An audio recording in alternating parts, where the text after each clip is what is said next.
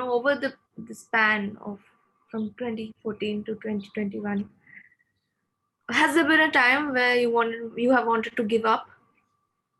No, No, not give up. No, No. not give up. But yes, it was difficult to move on at every stage. 14, I'd been there in 14, I'd been there in 15, I'd been there in 16, I'd been there in 17 into two, like twice. Every stage it was super difficult. And this is a lesson that I would rather tell the newbies who are going to venture into this now. Believe in yourself, believe in your work, and you will get through for sure. One of the photographers even said that you can't even be a photographer in your life. Forget this project. Yeah. I think that was just about my second visit in 2015 or something. And it was very difficult. Like, what the hell am I really doing with this? But I did not want to give up. No, for sure. I still remember while coming back home, she was busy in some meeting. So I had called one of my uncle-in-laws. He was also a hobby photographer. So he understood my concern, like people are just heckling me for no goddamn sake. But he said, just believe, just keep at it. You're doing good, just keep at it.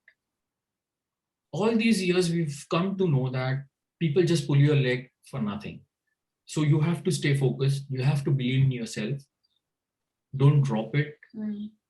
And here we are. Like in the next 2 months, I think we'll be out with the book. Yes. And the difference that I found was the same images that I showed to him and in Mumbai, in India, and the same images that I showed to my mentor here, he was super impressed. Same images. One of the images is going as a cover picture. Yeah, that is from your first trip. And that was from my first trip. Oh wow. Which interestingly has been most plagiarized, has had the most copyright issues.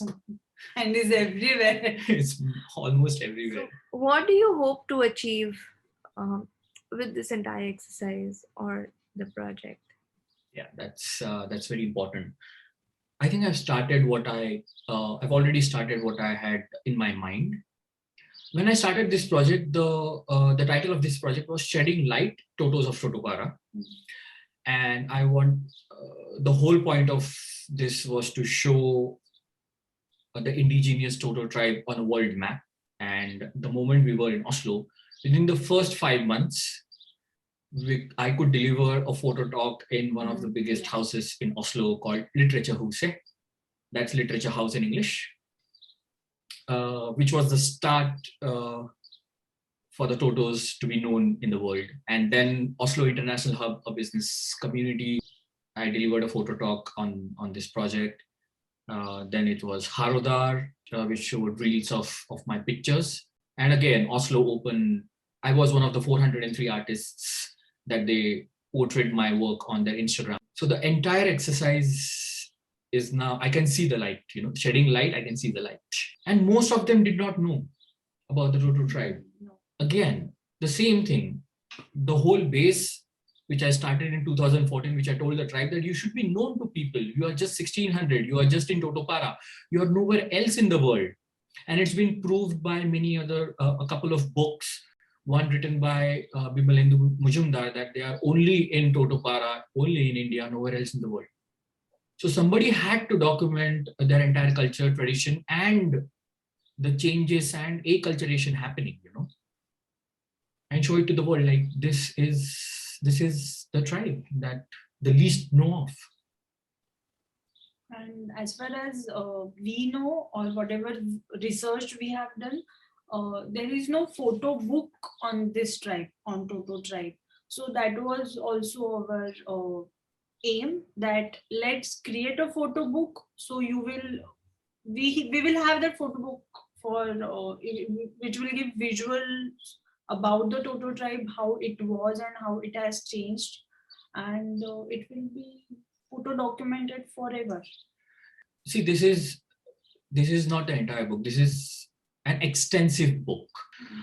I would really request the Indian government to to really send some serious anthropologists, serious sociologists to the tribe people to have a research now, because the book that we referred to was in mid 90s. Now it's more than 25 years and nobody is doing serious research. And there are so many things still about the tribe which are undiscovered, and the tribe maybe wants to keep in within them. We all have to respect that. But the government should definitely take steps to, document their culture and tradition, which is definitely on the brink, endangered totally, including the language. Yeah, even UNESCO has declared Toto language as one of the endangered language. Yes. Yeah, tell us about plagiarism. That is a subject, an issue everybody has been dealing with and deals with, especially photographers. So, how do you deal with instances of plagiarism? I've been lucky enough that people have come.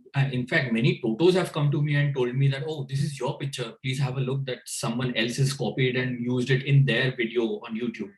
So that's how it started. I still remember, it's there on my Facebook wall as well. In 2017, that was my 4th visit. I'm not going to take the name of the university, but some students were researching on the Totos, and you remember? They had come and they saw that I have given a lot of pictures to them. I've actually given 1,000 pictures across 5 years of my work to the Totos. I had told them that you do not take pictures of the pictures because they are my copyright. And they were trying to act so smart that they were taking pictures without my logo. Yeah. And I caught them red-handed. And then when I came back, I've seen the same pictures a lot of places, and I've filed for copyright issues. I've won all of it. The videos were taken down because I have all the raw files. That's another couple. I need to file another 2 complaints. I'm not finding time. When I came to Oslo, one of my students told me that 2 of your pictures are still plagiarized. Just have a look. I think you can't control these things. You just have to be lucky to find that your picture has been plagiarized. With the advent of digital photography and Instagram, everything is everywhere. Yeah. So it's over democratization, if I may call it, and be politically correct, of photography. Yeah. So, yeah, you just have to be lucky to find your picture in someone else's folder.